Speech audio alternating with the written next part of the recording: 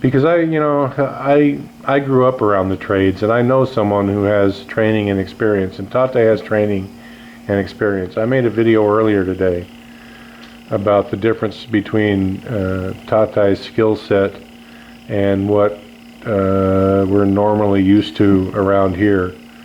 And you only have to see someone use a grinder or a cutoff wheel for 5 seconds to know if they know what they're doing or not.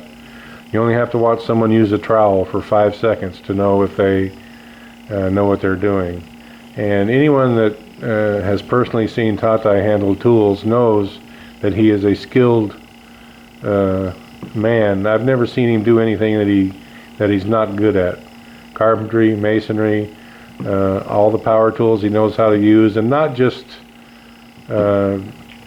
some things you can tell it's not self-taught, that he was actually trained by a professional. I've said before that a lot of these guys, on the whole anyway, a lot of the guys that I have experience with that call themselves carpenters, they call themselves masons, But they don't know. they were really, and they may even have 20 or 30 years of experience, but they were taught by other men who had never been trained.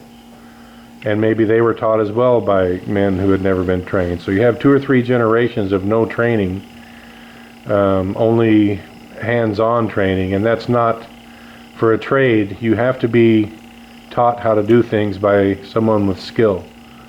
You just can't follow along, because you learn bad habits. So, can you take that, love? Oh, there's Astrid. Oh. Goodness. So, we're the same age, Tatay. Is there something that you wish you had done differently in your life? Yeah. Can you tell me? Or just one thing or 10 things, or if you had to do some things differently, what would you do differently? He wants to go abroad and work there. Did you ever want to work overseas? I'm of the age. Well, now, yeah, you're a little bit old now. I said in that same video that I made yesterday, I said that if Tatay had gone overseas 30 years ago, that he would have been retired a wealthy man 25 years ago. Yeah. Just as a mason. He could have went to the U.S. and made 2,000 pesos an hour. Dili ba kung ni-abroad pa katong una, 25 years ago, Yeah. dato nakakaay karon. Wala pa man ako sa unang abroad. Yeah. So why did you never go abroad when you were younger? When Marcel was young, why did you not go? Or even before Marcel was born? I mean, what kept you from going abroad? If you really wanted to, why did you stay? Wala pa good sila. Paperwork? I'm only Well, yeah, you were mother and father to her after your wife left. Another. Yeah, Inatay. and that's Inatatay. yeah, and he had 3 children. It wasn't just Marcel that he was taking care of. I mean, there was a sister and a brother as well. So yeah, I mean, I can understand that you have to take care of your family. There's a lot of things that I would have done differently if I hadn't had 4 children. But when you have children, you got to do what you have to do. So now, Tatay, what dreams do you still have? What would you, if you won the lottery tomorrow, big money, what would you like to do? Will give me. I will build house. You want to build a nice house? Yeah. Yeah, me too.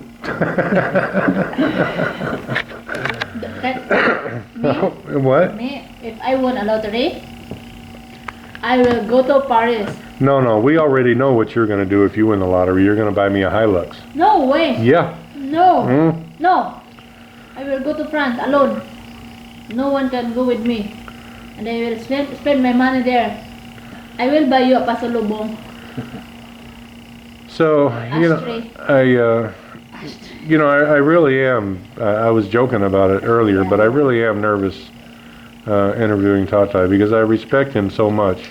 I respect him for raising his children on his own because for a time I did that myself as well. I had my daughter Sarah and my daughter Carolyn with me for over 2 years, and being mom and dad to them as well. So I understand the sacrifice that is involved in that, and roads not traveled. If you, of course, you still have family in Mindanao, yeah? Cousins, siblings. I haven't asked Tatay this before. How long do you plan staying in Bohol?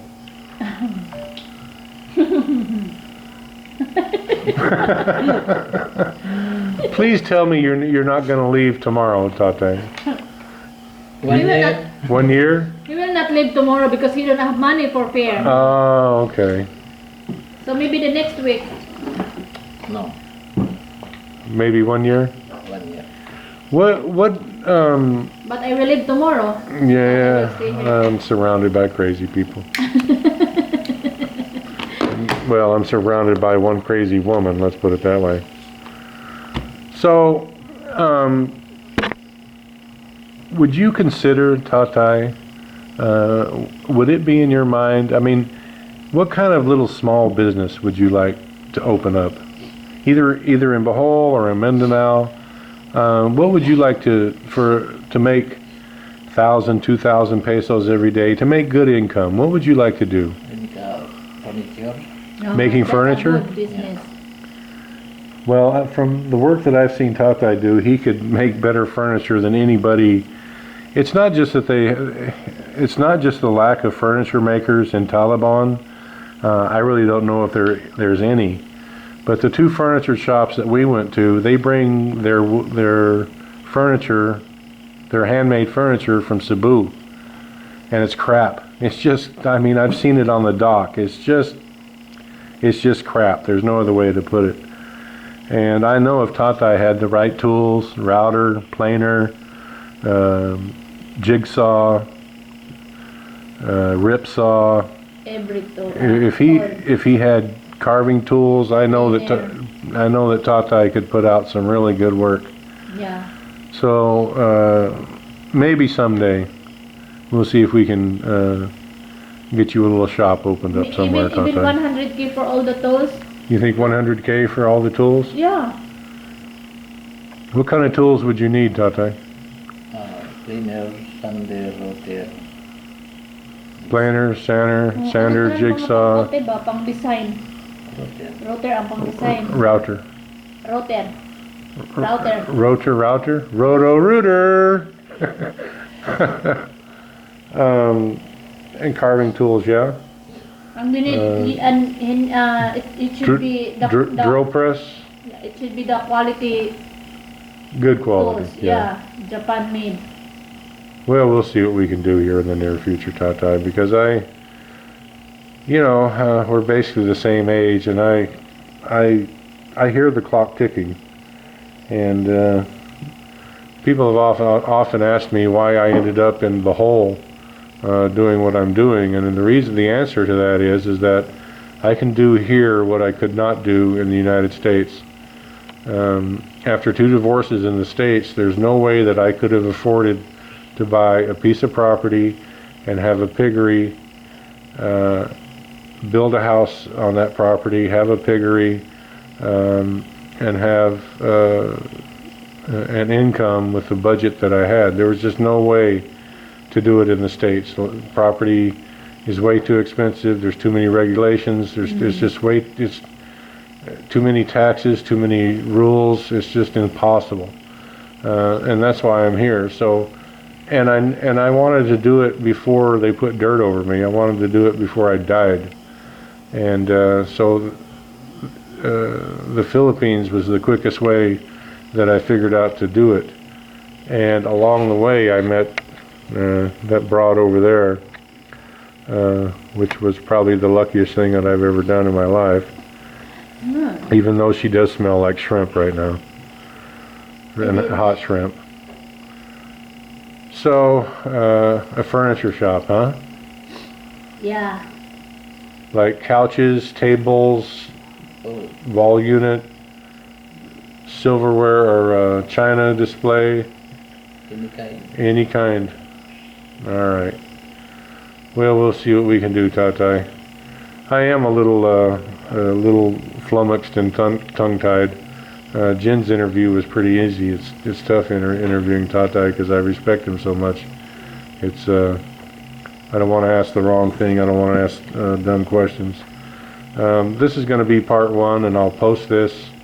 It might be part 1 and 2. I'll post these, and we'll do it this way. Anyone who has any questions for part 3 that they would like me to ask Tatay, then we'll do it that way. You just leave your questions in a comment or in an email, and we'll see what we can do. So, thank you, everyone.